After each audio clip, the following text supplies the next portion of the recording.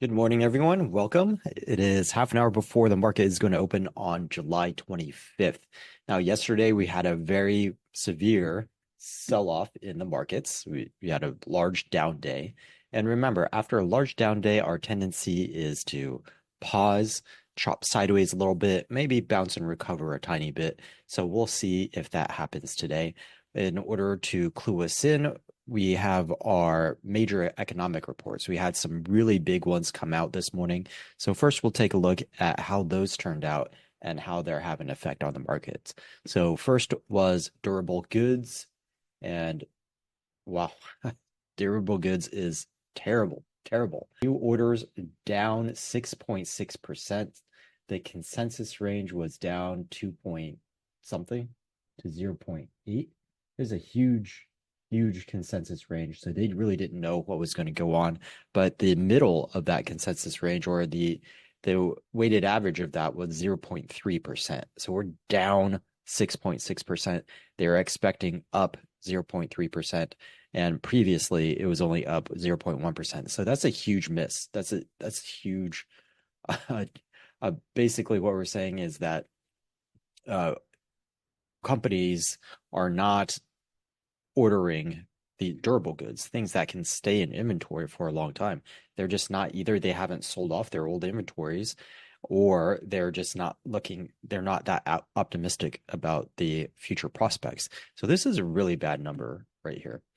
Let's take a look at GDP. GDP much better than previously, and consensus. Consensus was 2.0. The range was quite large, but the top end was 2.5, and the number that we printed was actually above that. So GDP looking very good. So the past performance, GDP, economy is doing well, but that forward looking in terms of the durable goods is not looking so good. And then we've got jobless claims, which was 243. We came at 235. So I wouldn't call that a change. The fact that it's lower, I wouldn't get too excited about. It's just within range. It's not, see, it's within this consensus range, and it's not that much lower than the previous. So neutral on the jobless claims.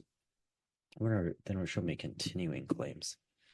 Maybe this one does. Continuing claims, 185 versus previously 186. Oh, sorry, 1851. So 1.8 million versus 1.86 million. So again, no real change. So what that says is that the joblessness, the continuing claims, are a little bit sticky. They haven't gone down, they haven't gone up, they're about the same. It's great that they haven't gone up, but it's not great that they haven't gone down.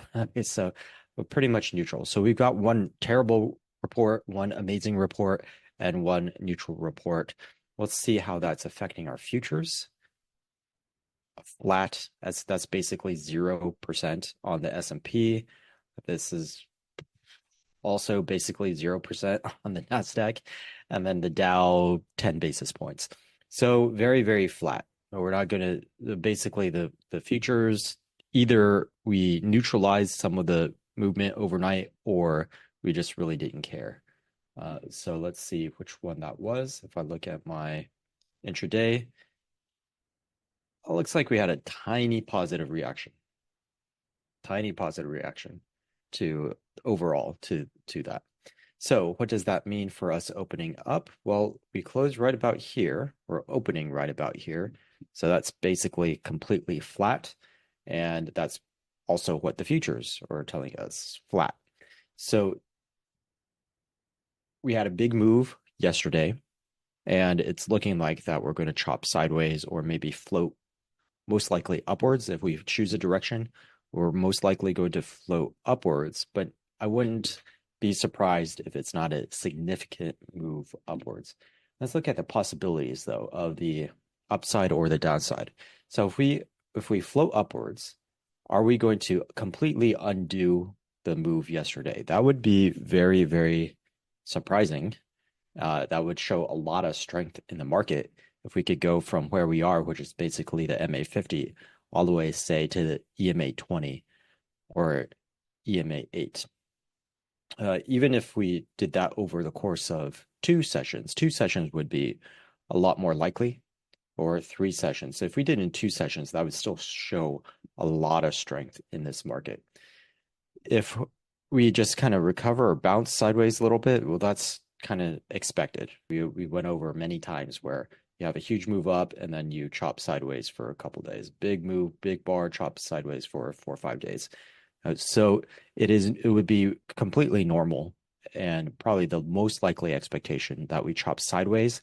And for today, that sideways chop would most likely be in the form of slightly up because we are right at that MA 50, which is some pretty strong support. Even stronger support actually is this box right here. We spent more time over here, a lot more money changed hands over here than where we are right now, that MA 50, which is basically the bottom of this box. We only had a few days right here.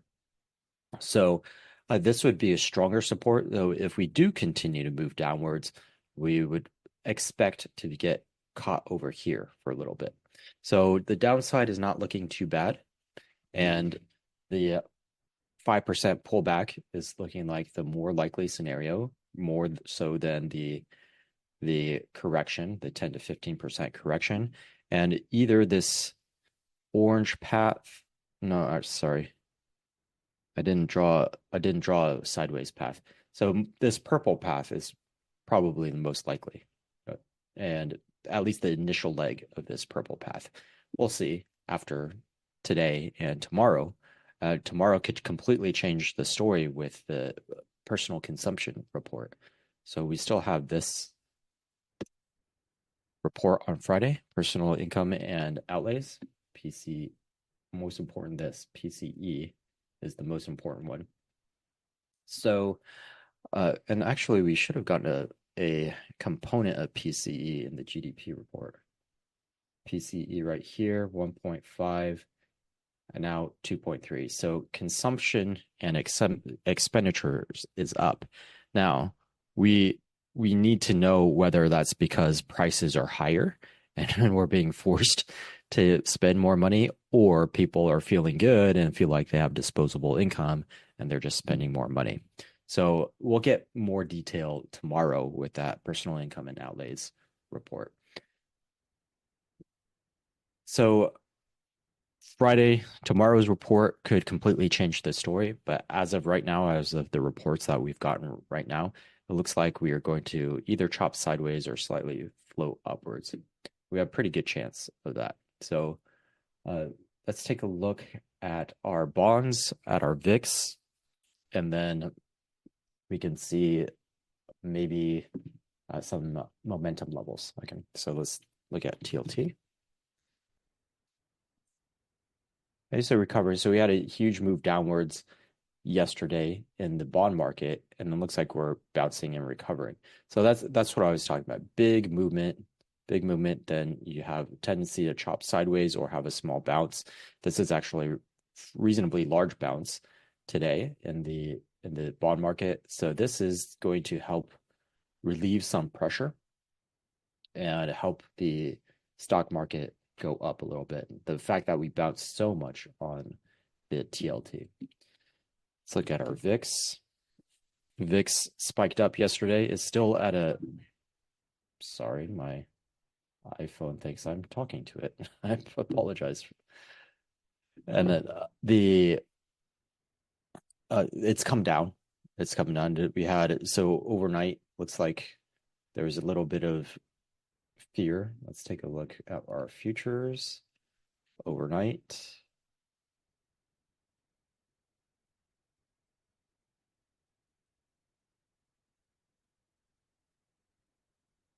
Yeah, so overnight it was lower, came lower, and we just bounced back to make it neutral. So from here, you can see that we traded down, and this large bar right here put us back to where we closed yesterday. So the VIX kind of went up and it came back down. So we'll expect this to move a little bit lower throughout the day, unless something really wild happens. But our current expectation is that SPY is going to chop sideways, maybe bounce up a little bit. So we'll have a most likely the beginning of a recovery today, just based on the fact that we did come and touch that MA50 and we did get that 5% pullback. Overall, I would say the upward purple path is more likely than any of these other paths that we drew. The other strong possibility is just chop sideways for a little bit, which is we didn't draw that. So overall, with this, things are looking good. We don't have to be really fearful. Yesterday, we talked about hedging, whether it was necessary to have additional hedges, and we concluded that most likely not. We're probably okay. And especially if you are already in a neutral portfolio, then you wouldn't really need that hedge. And this morning is confirming that. Let's take a look at our momentum and just make sure that we're not putting our foot in our mouths. So our 90-day highs, actually, this shouldn't really change from what we saw yesterday. Yeah, 90-day highs and lows about equal, both double digits. So that is indicating neutral momentum. So no strong forces pushing us down, no strong forces pushing us up. But let's take a look at overall momentum in the markets.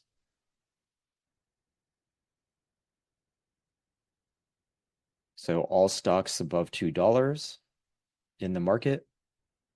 We've got 61% above their 50-day MA and 62% above their 200-day MA, which is amazing. After a huge downward day like yesterday, we still have a very significant number of stocks above their 50-day moving average. Remember, the S&P is right there, right at the 50-day moving average.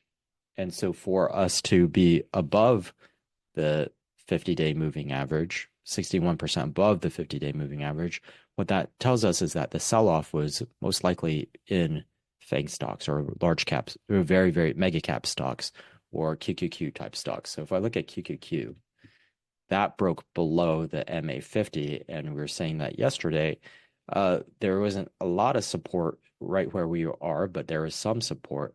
And then we have these pockets of support here and here.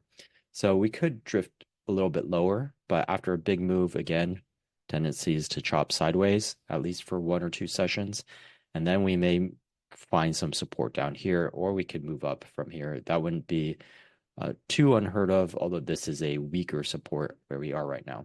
But in any case, the QQQ is down below the MA50. So that means in the entire market for 61% of the stocks to be above their 50-day moving average, that means that we got some larger cap stocks that are pulling this QQQ down, especially, but also the S&P in order for it to be at the MA50. So momentum-wise, we're looking really good, and that is telling us that the likelihood of us continuing down here is low. This is probably just the 5% pullback, the second 5% pullback that we're expecting to see this year. So let's go back to that momentum. And we can look specifically, let's look first at the QQQ. Here we go. NASDAQ 100, 36% above their 50-day moving average, 58% above their 200. So that's telling me tech. It's not just large cap, but it's specifically large cap tech. Those are the ones, because if we look at S&P 500, let's just verify what I said. Yeah, 58.71. So it's really tech. We're seeing that big sell-off yesterday was mostly in the tech sector. And we can verify that one more way by looking at our sector scan.